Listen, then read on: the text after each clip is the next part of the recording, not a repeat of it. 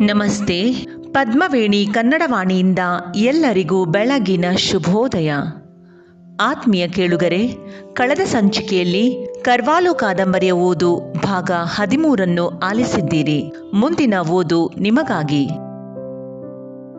ಬೆಳಿಗ್ಗೆಯೂ ಕಿವಿಯ ಸ್ಥಿತಿ ಹಾಗೇ ಇತ್ತು. ರಾತ್ರಿ ಇನ್ನೊಮ್ಮೆ ಹಾಗೆ ಪ್ರಜ್ಞೆ ತಪ್ಪಿ ಬಿದ್ದು ಒದ್ದಾಡಿತ್ತೆಂದು ಕಾಣುತ್ತದೆ. ಮುಖವೆಲ್ಲ ಜೊಲ್ಲಿನ ಕೆಸರಿನಿಂದ ತುಂಬಿ ಹೋಗಿತ್ತು. ಮುಟ್ಟಲು ಹೋದರೆ ಗುರ್ರೆಂದು ಕೋಪಗೊಳ್ಳುತ್ತಿತ್ತು. ನನಗೆ ಇನ್ನೂ ಒಂದು ಭೀತಿ ಆರಂಭವಾಯಿತು. ಏನಾದರೂ ಕಿವಿಗೆ ಹುಚ್ಚು ನಾಯಿಯ ಕಾಯಿಲೆ ತಗುಲಿದೆಯೋ ಎಂದು. ಆ ಕಾಯಿಲೆ ಏನಾದರೂ ಆಗಿದ್ದರೆ ಕಿವಿಗೆ ಯಾವುದೇ ಔಷಧಿ ಕೊಡಿಸುವುದು ನಿಷ್ಪ್ರಯೋಜಕವಾಗಿತ್ತು. ಜೊತೆಗೆ ಅದು ಮನೆ ಮಂದಿಯೊಂದಿಗೆಲ್ಲ ಕುಣಿದಾಡಿ ಆಟವಾಡಿತ್ತು. ಚಿಕ್ಕ ಮಗಳಂತೂ ಅದರ ಮಾರುದ್ದ ಕಿವಿಯನ್ನು ಹಿಡಿದುಕೊಂಡು ಜೋತಾಡುತ್ತಾ ಸದಾ ಆಟವಾಡುತ್ತಿದ್ದಳು. ಆದಷ್ಟು ಬೇಗ ಎಲ್ಲರಿಗೂ ರೇಬಿಸ್ ಇಂಜೆಕ್ಷನ್ ಕೊಡಿಸಬೇಕಾಗುತ್ತಿತ್ತು. ನನಗೆ ಕಳವಳ, ಭಯ ಎಲ್ಲ ಉಂಟಾಯಿತು. ಪ್ಯಾರನಿಗೆ, ನೋಡು, ನೀರು ಕಂಡರೇನಾದರೂ ಇದರ ಹುಚ್ಚು ಕೆದರುತ್ತಾ ಎಂದು ನೀರು ತಂದುಕೊಡಲು ಹೇಳಿದೆ. ಕಿವಿ ಒಂದೆರಡು ಸಾರಿ ನೀರನ್ನು ಚಪ್ಪರಿಸಿತು. ನನಗೆ ಅರ್ಧ ಜೀವ ಬಂದಂತಾಯಿತು. ಕಿವಿಗೆ ಹುಚ್ಚು ನಾಯಿಯ ರೇಬಿಸ್ ಕಾಯಿಲೆ ಇರಲಾರದೆಂದೆನಿಸಿತು. ಆದರೂ ಇದು ಹುಚ್ಚಿನ ಆರಂಭವೋ ಏನೋ ಎಂಬ ಸಂಶಯ. ಜೋಪಾನವಾಗಿ ಜೀಪಿನಲ್ಲಿ ಕುಳ್ಳಿರಿಸಿಕೊಂಡು ಮೂಡುಗೆರೆ ಆಸ್ಪತ್ರೆಗೆ ತಂದೆ. ವೆಟರ್ನರಿ ಡಾಕ್ಟರು ಕಿವಿಯ ಬಾಯಿಗೆ ಹಗ್ಗ ಕಟ್ಟಿ ವಿವರವಾಗಿ ಪರೀಕ್ಷಿಸಿದರು. ನಮ್ಮ ಅತ್ಯಂತ ಪ್ರೀತಿ ಪಾತ್ರ ವ್ಯಕ್ತಿಗೆ ದಾರ ಕಟ್ಟಿ ಪರೀಕ್ಷೆ ಮಾಡಿಸುವುದು ಎಂಥ ಬೇಸರದ ಸಂಗತಿ ಎಂದು ಆಗ ನನಗೆ ಅರಿವಾಯಿತು. ಡಾಕ್ಟರು, ರೇಬಿಸ್ ಕಾಯಿಲೆ ಅಂತೂ ಅಲ್ಲ, ಮೂರ್ಛೆ ರೋಗ ಏನಾದರೂ ಇದಕ್ಕೆ ಇತ್ತೇ ಎಂದು ಕೇಳಿದರು.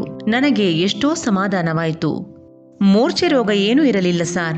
2-3 ದಿನದ ಹಿಂದೆ ದನದ ಮೂಳೆ ಎಳೆದುಕೊಂಡು ಬಂದು ಹಾಕಿತ್ತು ಎಂದೆ. ಡಾಕ್ಟರು ತುಂಬಾ ಯೋಚಿಸಿದರು. ನಾನು ಹೇಳಿದ ಸೂಚನೆಗಳಿಂದ ಅವರಿಗೆ ಏನೂ ಸಹಾಯವಾಗಲಿಲ್ಲ. ಏನೋ ಹೊಟ್ಟೆ ಕಾಯಿಲೆ ಇರಬಹುದೆಂದು ಅಸ್ಪಷ್ಟವಾಗಿ ಸೂಚಿಸಿದರು. ಅದರ ಪಾಯ್ಖಾನೆಯಲ್ಲಿ ರಕ್ತ, ಮೂಳೆಚೂರು ಇತ್ಯಾದಿಗಳು ಬೀಳುತ್ತಾ ನೋಡಿದಿರಾ ಎಂದು ಕೇಳಿದರು. ನಾನು ಗಮನಿಸಿರಲಿಲ್ಲ. ಇನ್ನು ಮುಂದೆ ನೋಡುತ್ತೇನೆಂದು ಆಶ್ವಾಸನೆ ಕೊಟ್ಟೆ. ಯಾವುದೋ ಒಂದೆರಡು ಔಷಧಿಗಳನ್ನು ಬರೆದುಕೊಟ್ಟರು. ಕಿವಿಯನ್ನು, ಪ್ಯಾರನನ್ನು ಆಸ್ಪತ್ರೆಯಲ್ಲೇ ಬಿಟ್ಟು ಔಷಧಿ ತರಲು ಪೇಟೆ ಕಡೆ ನಡೆದೆ. ದಾರಿಯಲ್ಲಿ ಲಕ್ಷ್ಮಣ ನಡೆದು ಬರುತ್ತಾ ಇರುವುದು ಕಂಡಿತು. ಅವನು ಚಿಕ್ಕ ಮಗುವೊಂದನ್ನು ಎತ್ತಿಕೊಂಡು ಬರುತ್ತಾ ಇದ್ದ. ತಕ್ಷಣ ನನಗೆ ನಿನ್ನೆ ಮಂದಣ್ಣನಿಗೆ ಸಂಭವಿಸಿದ್ದು ಜ್ಞಾಪಕಕ್ಕೆ ಬಂದಿತು. ಕಿವಿಯ ಯೋಚನೆಯಲ್ಲಿ ಅದು ಸಂಪೂರ್ಣ ಮರೆತೇ ಹೋಗಿತ್ತು. ಲಕ್ಷ್ಮಣನನ್ನು ಕೂಗಿ ಕರೆದೆ. ಏನಯ್ಯ ಲಕ್ಷ್ಮಣ, ನಿನ್ನೆ ಮಂದಣ್ಣನನ್ನ ಪೊಲೀಸ್ನವರು ಹಿಡ್ಕೊಂಡು ಬಂದು ಲಾಕಪ್ಪಿಗೆ ಹಾಕಿದರಂತೆ. ಕಳ್ಳಪಟ್ಟಿ ಶರಾಬು ಮಾಡ್ತಿದ್ದಾರಂತ ನಾರ್ವೆ ರಾಮಯ್ಯನ ಮನೆಗೆ ರೈಡ್ ಮಾಡಿದರಂತೆ. ಮಂದಣ್ಣನ ಜೇನಿನ ಮಡಿಕೆನೆ ಶರಾಬು ಕಾಯಿಸೋ ಕೊಳೆ ಅಂತ ಹೇಳಿ ಹಿಡಿದು ಹೊರಿಸಿಕೊಂಡು ಬಂದಿದ್ದಾರಂತೆ ಎಂದೆ. ಅವನು ಗಾಬರಿಯಿಂದ, ಹೌದೇನ್ ಸಾರ್, ನೋಡಿ ಎಂಥ ರಾಸ್ಕಲ್ಗಳು, ಒಳಗಿಂದೊಳಗೆ ಎಂಥ ಹಲ್ಕ ಕೆಲಸ ಮಾಡ್ತಿದ್ದಾರೆ. ನಿಮ್ಮಂಥವರ ಮರ್ಯಾದೆ ಉಳಿಸೋ ಕೆಲಸನ ಸಾರಿದು ಎಂದ. ಏನಯ್ಯ, ನನಗೆ ಅವನ ಮಾವನ ಮನೆಯವರ ನಡವಳಿಕೆನೆ ಒಂಚೂರು ಸರಿ ಬರಲಿಲ್ಲ ಕಣಯ್ಯ. ಇವನು ಏನು ಕಂಡು ಅಲ್ಲಿ ಸಂಬಂಧ ಮಾಡಿದ್ನಯ್ಯ ಎಂದೆ. ನಾನು ಹಿಂದಿನ ದಿನ ನಾರ್ವೆ ರಾಮಯ್ಯನ ಮನೆ ಹತ್ತಿರ ವಿಚಾರಿಸಲು ಹೋದಾಗ ಅವನ ಮಗಳು ರಾಮಿ ವರ್ತನೆ ಕೊಂಚ ಅಸ್ವಾಭಾವಿಕವಾಗಿ ಕಂಡಿತ್ತು. ಮನೆಯವರೆಲ್ಲ ಅಳುತ್ತಿದ್ದರೂ ಎದೆ ಮೇಲಿನ ಸೆರಗು ಜಾರಿಕೊಂಡಿದ್ದರೂ ಅದರ ಪರಿವೇ ಇಲ್ಲದೆ ನಸುನಗುತ್ತಾ ಇದ್ದಳು ರಾಮಿ. ಲಕ್ಷ್ಮಣ ಹೇಳಿದ, ಮಂದಣ್ಣನ ಹೆಂಡತಿ ರಾಮಿಗೆ ತಲೆ ಸ್ವಲ್ಪ ಸರಿ ಇಲ್ಲ ಅಂತ ಕಾಣ್ತದೆ ಸಾರ್. ಮುಂಚೆ ಅವಳಿಗೆ ಮೂರ್ಛೆ ರೋಗ ಇತ್ತಂತೆ, ಈಗೇನೂ ಇಲ್ಲ, ಆದರೂ ಒಂಥರ ಆಡ್ತಾಳೆ ಸಾರ್.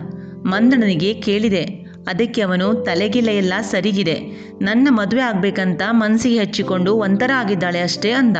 ಊರಿನ ಹುಡುಗರೆಲ್ಲ ರಾಮಿ ರಾಮಿ ಹರಾಮಿ ಅಂತ ಕೆಣಕ್ತಿದ್ರು ಸಾರ್ ಅಂದ. ಹೋಗ್ಲಿ, ಆ ಹಲ್ಕ ಮನುಷ್ಯನ ಕತೆ ಏನಾಯ್ತು ನೋಡೋಣವೋ, ಪೊಲೀಸ್ನವರಿಗೇನಾದ್ರೂ ಒಂದು ಮಾತು ಹೇಳೋಣವೋ ಎಂದೆ. ಆ ಜನಕ್ಕೆ ಕಾಸು ಬಿಚ್ಚದೆ ಇವನ್ನ ಎಲ್ಲಿಂದ ಹೊರಕ್ಕೆ ಬಿಡ್ತಾರೆ ಸಾರ್. ನೋಡಿ ಎಂಥ ತೊಂದರೆ ತಂದಿಟ್ಟ. ನಾ ಹೇಳಿದೆ ಆ ಸಂಬಂಧ ಬೇಡ ಕಣೋ ಅಂತ. ಅವನ ಜಾತಿ ಜನವೇ ಅಲ್ಲ.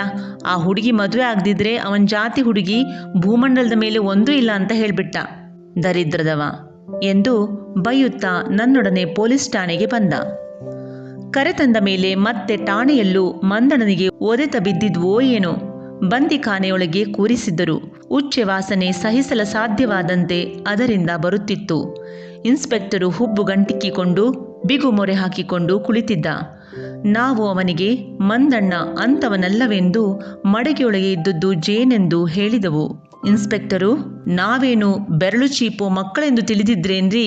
ಹಾಗೆ ಸುಮ್ಸುಮ್ನೆ ನಿರಪರಾಧಿಗಳ ಮೇಲೆ ಕೈ ಹಾಕೋಕೆ. ನಾವು ಅನ್ನ ತಿಂತೀವಿ ತಿಳಿದುಕೊಳ್ಳಿ ಎಂದ.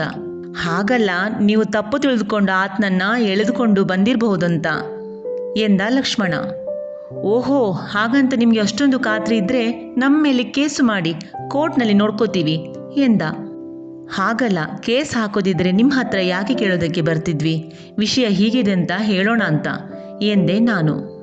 ನೋಡ್ರಿ, ನೀವು ಮರ್ಯಾದಸ್ಥರು, ಇದಕ್ಕೆಲ್ಲ ಕೈ ಹಾಕಬೇಡಿ, ಕಳ್ಬಟ್ಟಿಯವರ ಸಮಾಚಾರ ನಿಮ್ಗೆ ಗೊತ್ತಿಲ್ಲ ಎಂದು ಇನ್ಸ್ಪೆಕ್ಟರ್ ಎಗರಾಡಿದ. ಅಲ್ಲಿಟ್ಟಿದ್ದ ಮಡಿಕೆಯಿಂದ ಹಳತಾದ ಮಜ್ಜಿಗೆ ವಾಸನೆ ಉಕ್ಕುತ್ತಿತ್ತು. ಲಕ್ಷ್ಮಣ ಬಹಳ ಹೊತ್ತು ಏನೇನೋ ಮನವಿ ಮಾಡಿಕೊಂಡ. ಮೊನ್ನೆ ತಾನೇ ಮದುವೆಯಾದವನು ಎಂದು ಹೇಳಿದ. ಅದಕ್ಕೆ ಇನ್ಸ್ಪೆಕ್ಟರ್, ಹೌದೌದು ಗೊತ್ತಾಯಿತು ಎಲ್ಲ, ಗಡಿಗೆಗಟ್ಟಲೆ ಕಳ್ಳಬಟ್ಟಿ ಸಮಾರಾಧನೆ ಆಯ್ತಂತೆ, ನೀವು ಹೋಗಿದ್ರೋ ಮದುವೆಗೆ ಎಂದು ರೇಗಿದ. ಅವನ ಕೈಲಿ ಎಲ್ಲ ವಿವರವಾಗಿ ಹೇಳಿಕೆ ಬರೆಸ್ಕೊಂಡಿದ್ದೀವಿ, ಯಾರಾದರೂ ಜಾಮೀನು ಕೊಟ್ಟು ಕರ್ಕೊಂಡು ಹೋಗಿ, ಸಮನ್ಸ್ ಬರುತ್ತೆ, ಕೋರ್ಟಿಗೆ ಹಾಜರು ಮಾಡಿ ಎಂದು ಕೊನೆಗೆ ಕಠೋರವಾಗಿ ಹೇಳಿದ. ಮಂದಣ್ಣ ತೀರಾ ಮಂಕಾಗಿ ಕುಳಿತಿದ್ದ. ನನಗೆ ಪ್ರಜ್ಞೆ ಕಳೆದುಕೊಂಡ ಕಿವಿ ನೆನಪು ಬಂತು. ಲಕ್ಷ್ಮಣ, 1 ನಿಮಿಷ ಹೊರಗಡೆ ಬನ್ನಿ ಸಾರ್ ಎಂದು ನನ್ನನ್ನು ಕರೆದ. ನಾನು ಅವನೊಡನೆ ಹೊರಬಂದೆ. ಈಗೇನು ಮಾಡೋಣ ಸಾರ್, ಅವನ ಮಾವನ ಕಡೆಯವರು ಯಾರು ಬಂದು ಬಿಡಿಸ್ಕೊಳ್ಳಿ, ನಾವೇನಾದ್ರು ಜಾಮೀನಾದರೆ ಮಂದಣ್ಣ ನಾಳೆ ಎಲ್ಲಾದರೂ ಕಾಡು ಬಿದ್ದ ಅಂದರೆ ನಮ್ಮ ತಲೆ ಮೇಲೆ ಬರುತ್ತಲ್ಲ ಸಾರ್ ಕೇಸು. ನಾವು ಹಾಗೆಲ್ಲ ಏಕ್ದಮ್ ಮುಂದುವರಿಯೋದು ಬೇಡ. ಇವನು ಶರಾಬು ಮಾಡ್ತಿದ್ನೋ ಏನೋ, ಮಡಿಕೆ ಒಳಗಿಂದ ಬರೋ ವಾಸನೆ ನೋಡಿದರೆ ಇವರೆಲ್ಲ ಐನಾತಿಗಳು ಅನ್ಸುತ್ತೆ ಎಂದು ಹೇಳಿದ. ನಮಗೆ ಮಂದಣ್ಣ ಲಾಕಪ್ಪಿನೊಳಗೆ ಕುಳಿತಿದ್ದ ದೃಶ್ಯ ಹೃದಯ ವಿದ್ರಾವಕವಾಗಿ ಕಾಣುತ್ತಿತ್ತು. ಬನ್ನಿ ಬನ್ನಿ, ಇಲ್ಲೇ ನಿಂತ್ರೆ ಆ ಇನ್ಸ್ಪೆಕ್ಟ್ರು ಲಂಚ ಎಳೆಯೋಕಂತ ಇನ್ನಷ್ಟು ಬಿಗಿ ಆಗ್ತಾನೆ ಎಂದು ನನ್ನನ್ನು ದೂಡಿಕೊಂಡು ಪೇಟೆ ಬೀದಿಗೆ ಕರೆತಂದ. ನೀವು ನಡೀರಿ ಸಾರ್, ಅವನ ಮಾವನ ಕಡೆಯವರು ಯಾರು ಬಂದು ಬಿಡಿಸ್ಬೋದು, ನೀವು ಊರಿಗೆ ಹೋದವರು ಅವನ ಮಾವನಿಗೆ ಒಂದು ಮಾತು ಹೇಳಿ ಕಳಿಸಿ ಎಂದ. ನನಗೂ ಇದೇ ಸರಿ ಅನ್ನಿಸಿತು. ಈ ಮಂದಣ್ಣನಿಗೆ ಜಾಮೀನಾಗಿ ಮಂದಣ್ಣ ಗೈರು ಹಾಜರಾಗಿ ನಾಳೆ ನಾನು ಕೋರ್ಟ್ ಮೆಟ್ಟಲು ಹತ್ತಬೇಕಾಗಿ ಬಂದರೆ ಹೆಣ್ಣು ಕೊಟ್ಟ ಮಾವ ಅಂತ ಇರಬೇಕಾದ್ರೆ ಜಾಮೀನು ಕೊಡಲಿ ಎಂದು ಅಂದುಕೊಂಡೆ. ಲಕ್ಷ್ಮಣನ ಬುದ್ಧಿ ಚಾಣಾಕ್ಷತೆಗೆ ಮೆಚ್ಚಿದೆ. ಲಕ್ಷ್ಮಣ ಮಗುವನ್ನೆತ್ತಿಕೊಂಡು ಮನೆ ಕಡೆಗೆ ನಡೆದ. ನಾನು ಆಸ್ಪತ್ರೆಗೆ ಹೋಗಿ ಪ್ಯಾರನನ್ನು ಕಿವಿಯನ್ನು ಕರೆದುಕೊಂಡು ಔಷಧಕ್ಕಾಗಿ ಮೂಡುಗೆರೆ ಪೇಟೆ ಬೀದಿಯಲ್ಲಿ ಅಂಗಡಿಯಿಂದ ಅಂಗಡಿಗೆ ತಿರುಗುತ್ತಾ ಇದ್ದೆ.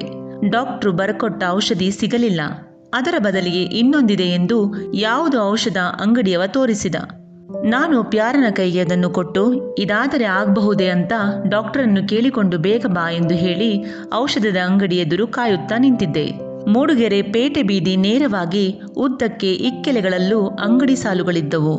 ನಾನು ನಿಂತಲ್ಲಿಂದ ಬೀದಿಯ ಆಚೆ ತುದಿವರೆಗೂ ಕಾಣುತ್ತಿತ್ತು. ಹಾಗೆ ನೋಡುತ್ತಾ ನಿಂತಿರಬೇಕಾದರೆ ಲಕ್ಷ್ಮಣ ಬೀದಿಯ ಆಚೆ ತುದಿಯಲ್ಲಿ ಇದ್ದಕ್ಕಿದ್ದಂತೆ ಪ್ರತ್ಯಕ್ಷನಾದ. ನನ್ನ ಜೀಪನ್ನು ನೋಡಿ ನಾನು ಅಲ್ಲೇ ಇರಬಹುದೆಂದು ವೇಗವಾಗಿ ನಡೆದು ಬರುತ್ತಿದ್ದ. ಅವನು ಹತ್ತಿರ ಬಂದಾಗ ಉದ್ವೇಗದಿಂದ ನಾನೇ ಮೊದಲು ಏನಯ್ಯ ಲಕ್ಷ್ಮಣ ಎಂದು ಕೇಳಿದೆ. ಅಯ್ಯಯ್ಯೋ, ಕೆಲಸ ಕೆಟ್ಟೋಗತ್ತೆ ಸಾರ್, ಈಗ ಜಾಮೀನು ಕೊಟ್ಟು ಮಂದಣ್ಣನ ನಾವು ಬಿಡಿಸ್ತಿದ್ರೆ 12 ಗಂಟೆ ಹೊತ್ತಿಗೆ ಅವನ ಚಿಕ್ಕಮಗಳೂರು ಜೈಲಿಗೆ ತಗೊಂಡೋಗ್ತಾರಂತೆ. ಪೆಟ್ಟಿಗೆ ಹೆದರ್ಕೊಂಡು ಈ ಲೌಡಿ ಮಗ ಏನೇನೋ ಹೇಳಿಕೆ ಕೊಡ್ತಾನೋ, ಶರಾಬು ಕೇಸಿಗೆ 600 ರೂಪಾಯಿ ಜುಲ್ಮಾನೆ, 1 ವರ್ಷ ಸಜಾ ಅಂತೆ ಸಾರ್ ಎಂದು ಒಂದೇ ಉಸಿರಿಗೆ ಹೇಳಿದ. ನನಗೆ ಆಶ್ಚರ್ಯವಾಯಿತು. ಇವರೆಲ್ಲ ಯಾವ ಥರದ ಮನುಷ್ಯರೆಂದು. ಈಗ ತಾನಿವನ ತಂಟೆ ಬೇಡ ಅಂತ ಹೇಳಿ ಹೋದವ ಈಗ ಈ ರೀತಿ ಹೇಳ್ತಿದ್ದಾನಲ್ಲ ಎಂದು ಅಂದುಕೊಂಡೆ. ಮತ್ತ್ಯಾಕೆ ನಾನು ನೋಡ್ತೀನಿ, ನೀವು ನಡೀರಿ ಅಂತ ನನಗೆ ಹೇಳಿದ್ಯೋ ಎಂದೆ. ಹಂಗಲ್ಲ ಸಾರ್, ಜಾಮೀನು ಕೊಡೋದಕ್ಕೆ ಇಲ್ಲ ಗೆಜೆಟೆಡ್ ಸರ್ಕಾರಿ ನೌಕರಾಗಬೇಕಂತೆ ಅಥವಾ ರಸೀತಿ ಪಟ್ಟ ಇರೋ ಆಸ್ತಿವಂತರಾಗಬೇಕಂತೆ ಎಂದ. ನನಗೆ ಒಂದು ಕ್ಷಣ ಇವರೆಲ್ಲ ನನ್ನನ್ನು ಅನವಶ್ಯಕ ವ್ಯೂಹವೊಂದರಲ್ಲಿ ಸಿಕ್ಕಿಸುತ್ತಿದ್ದಾರೋ ಎಂದು ಗುಮಾನಿ ಬಂದಿತು. ಏನಾದರಾಗಲಿ, ಸದ್ಯಕ್ಕೆ ಮಂದಣ್ಣ ಒಂದು ಸಾರಿ ಆ ಉಚ್ಚೆಗುಂಡೆಯಿಂದ ಹೊರಬರಲಿ ಎಂದು ಜಾಮೀನು ಕೊಟ್ಟು ಬಿಡಿಸಲು ನಿರ್ಧರಿಸಿದೆ. ಮಂದಣ್ಣನನ್ನು ಹೊರಬಿಟ್ಟಾಗ, ಏನು ಮಂದಣ್ಣ, ನನಗೆ ಗೊತ್ತು ನಿನ್ನದೇನು ತಪ್ಪಿಲ್ಲ ಅನ್ನೋದು, ಆದರೂ ಹಿಂಗಾಯ್ತಲ್ಲಂತ ಬೇಜಾರು. ನಿನ್ನೆ ರಾತ್ರಿ ಏನಾದರೂ ಹೊಡೆದ್ರೇನೋ ಎಂದೆ. ಏನೋ ಆಗೋಯ್ತು ಸಾರ್, ಒಟ್ನಲ್ಲಿ ನನ್ನ ಗ್ರಾಚಾರನೇ ಸರಿಯಿಲ್ಲ, ನಿಮ್ಮ ಉಪಕಾರ ಮರೆಯೋದಿಲ್ಲ ಎಂದ. ಅವನ ಗಾಂಭೀರ್ಯ, ಸಂಕಟ ಇತ್ಯಾದಿಗಳನ್ನು ನೋಡಿ ಅವನಿಗೆ ಸನ್ನಿವೇಶ ಅರ್ಥವಾಗಿದೆ ಎಂದು ಸುಮ್ಮನಾದೆ. ಆತ್ಮೀಯ ಕೇಳುಗರೆ, ಇದುವರೆಗೂ ನಮ್ಮ ಓದನ್ನು ಆಲಿಸಿದ್ದಕ್ಕೆ ಧನ್ಯವಾದಗಳು. ಮುಂದಿನ ಓದಿನಲ್ಲಿ ಮತ್ತೆ ಸಿಗೋಣ. ನಮಸ್ಕಾರಗಳು.